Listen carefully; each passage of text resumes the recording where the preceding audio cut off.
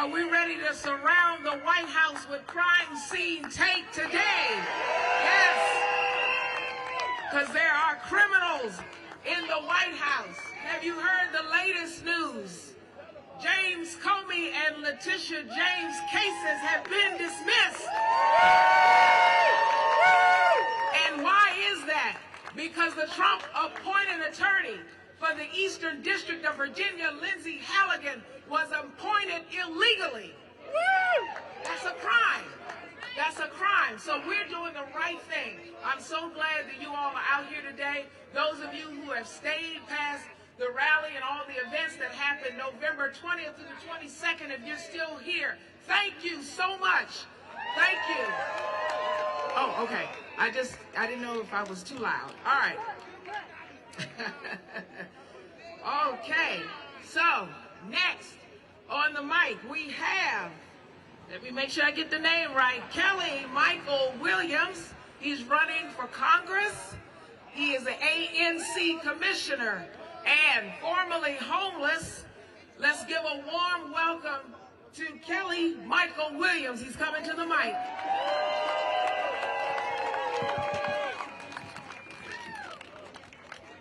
Good afternoon. What's up, DC? What's up, Refuse Fascism? Let's hear it for Refuse Fascism, and let's get this man out of the White House.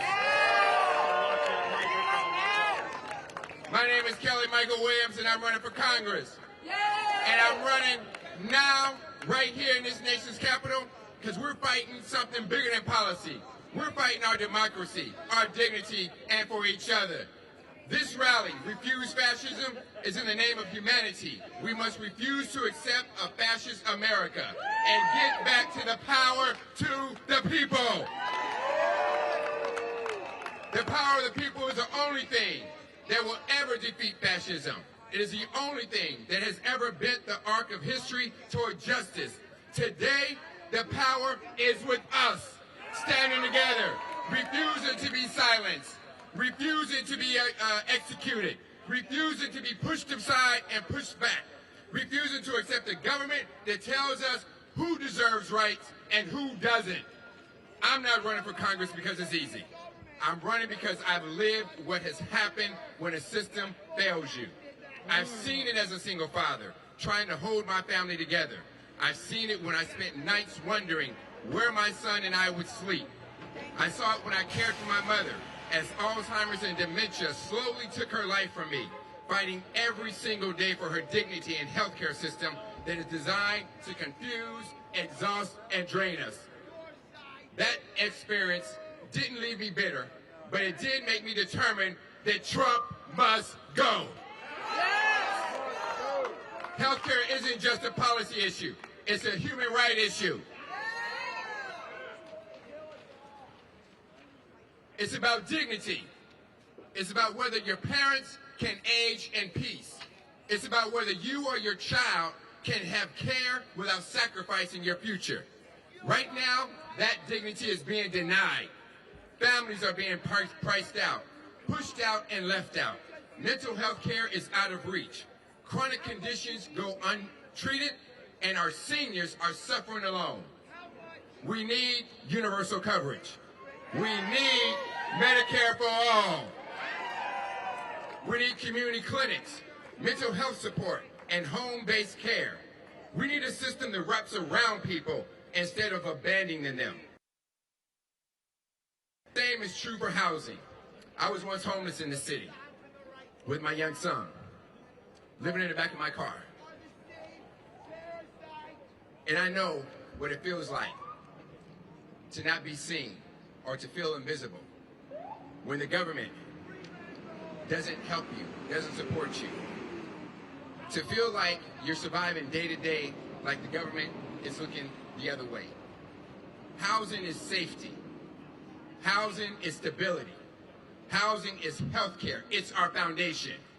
But in a city overflowing with luxury condos and too many of our neighbors sleeping in tents and shelters and cars, that is not a failure of resources. That's a failure of priorities. We need permanent supportive housing, not endless, inhumane encampment sweeps. We need real affordable housing, built for real people, not real estate portfolios. And while we fight for these basic rights, we still have to fight for one simple and more important fundamental thing, and that's our democracy.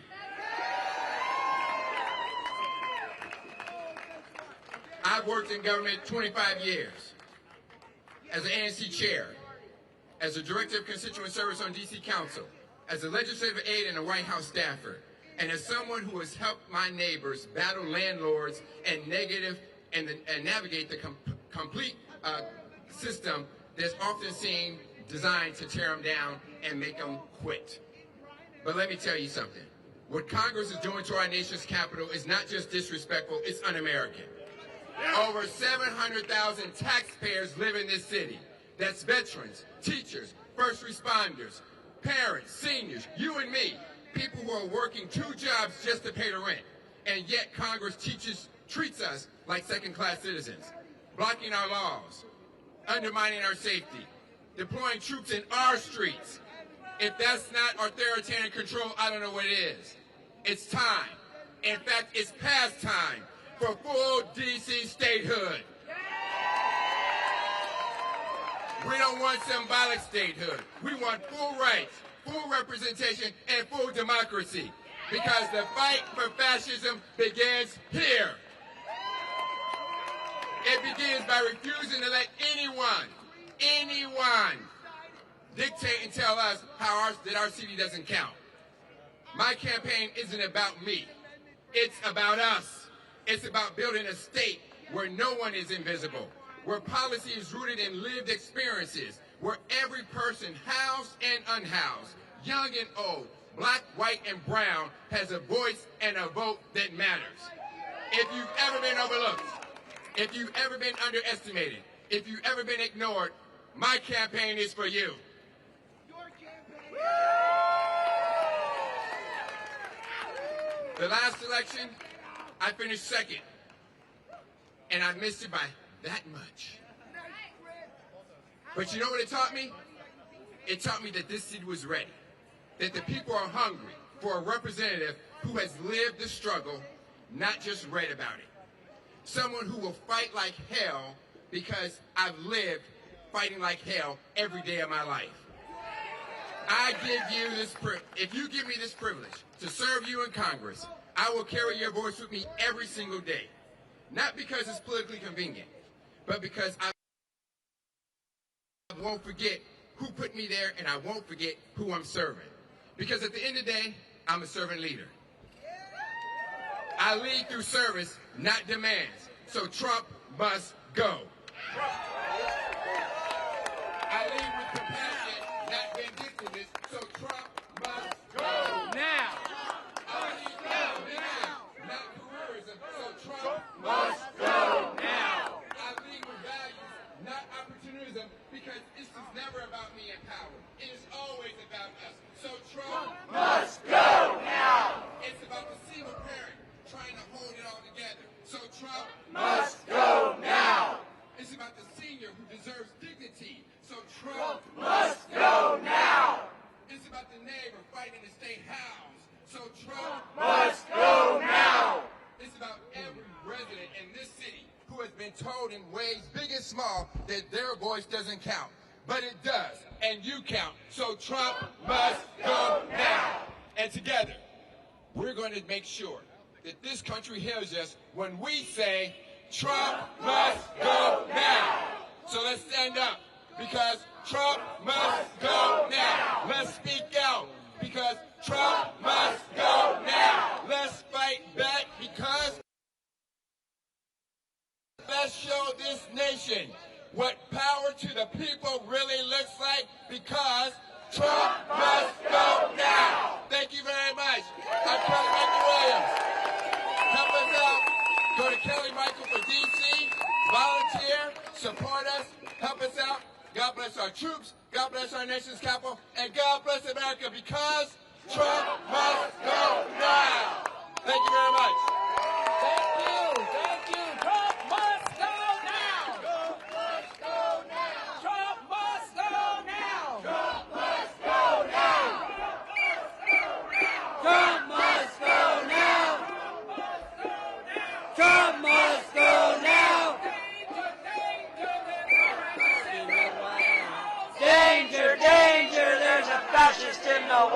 out.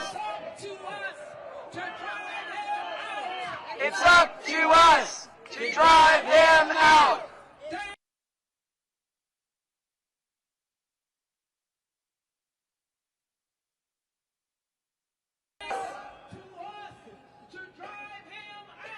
It's up to us to drive him out.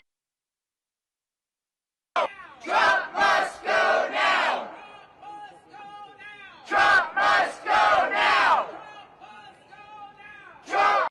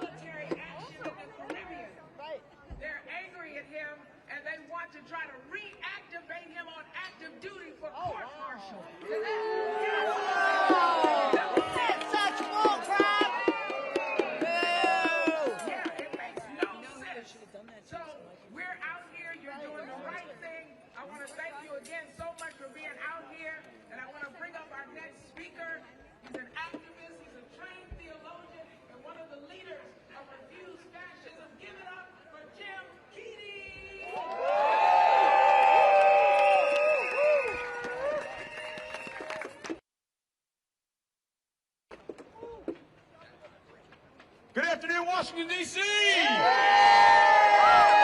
Once again, it was my pleasure to drive down here from the great Garden State of New Jersey to join all of you in the streets to demand that Trump must go now.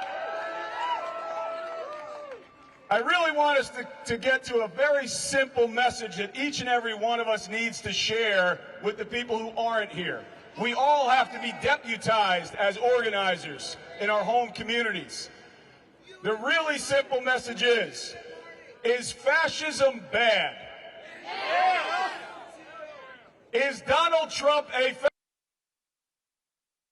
Do you believe that a massive grassroots mobilization here in our nation's capital that then spreads out into every town and city around the United States is how we will drive the fascist Donald Trump from power? If you here today, or you watching at home, just said yes, yes, and F yes, then please join us as we continue to be here in the streets of D.C. day in and day out.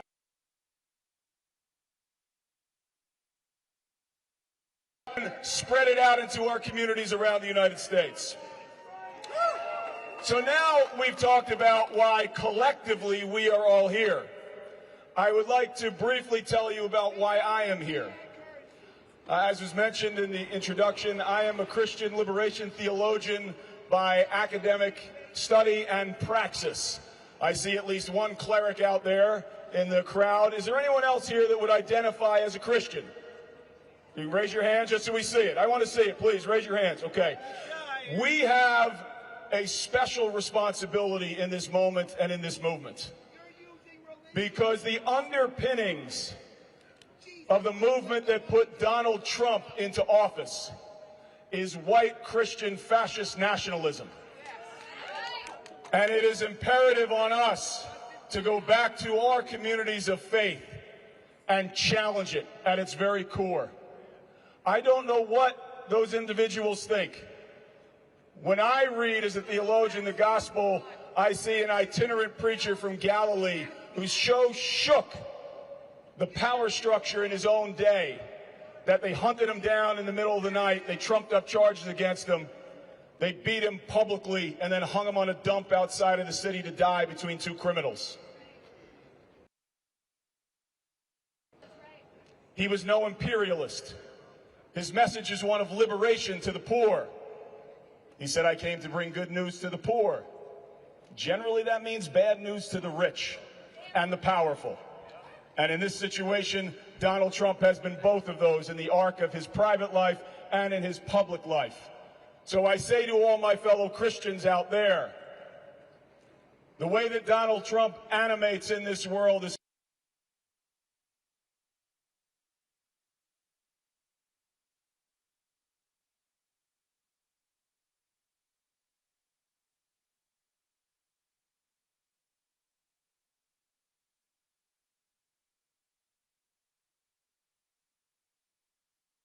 Academy in Lincroft, New Jersey, where I now serve as a soccer coach.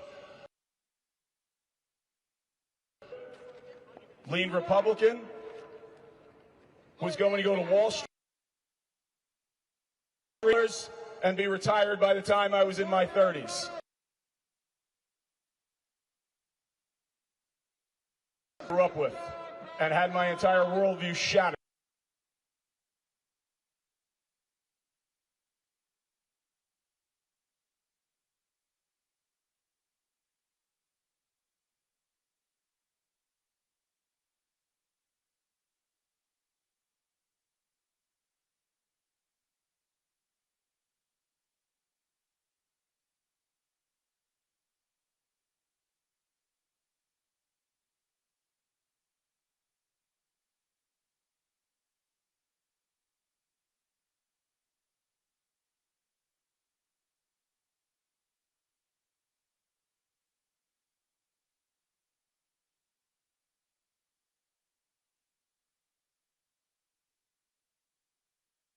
A company that completely violates everything that we claim to stand for as the largest Catholic university in the nation at the time.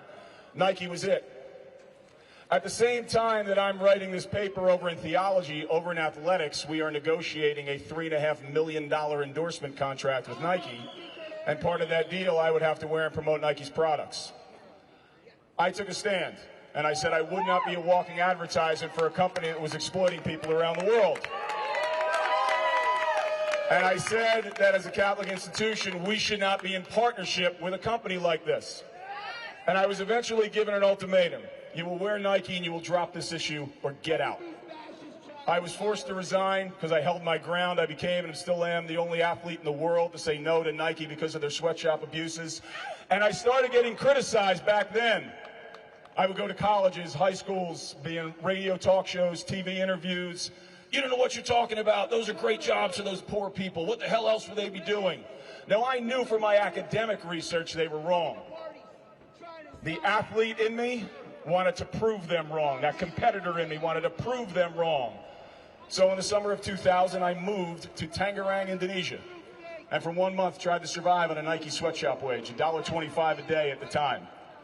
I lived in a rat-infested slum, crawled over by cockroaches each night. And I lost 25 pounds.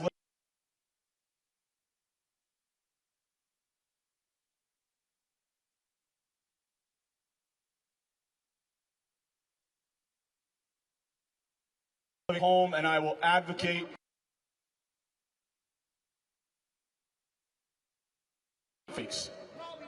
I spent 15 years working on that issue full time, going back and forth across the United States, going back and forth to Indonesia to meet with workers over and over again.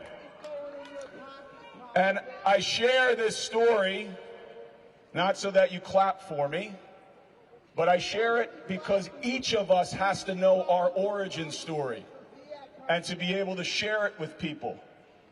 Being kidnapped by God into the Nike sweatshop issue radicalized me on a range of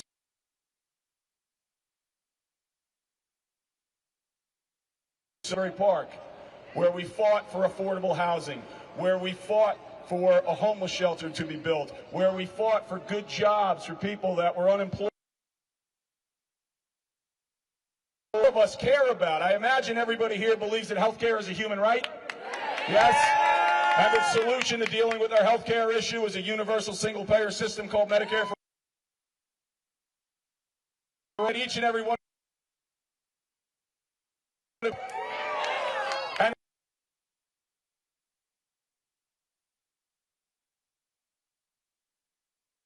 And driving up the cost of housing and the cost. imagine that each and every one of you here believe that we should be spending more on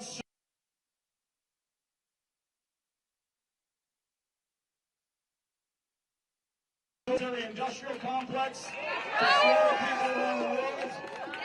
I imagine each of you believe that we should not be funding and arming the genocide in Gaza, and that needs to stop. I would imagine that each one of you here believes that we should have a humane immigration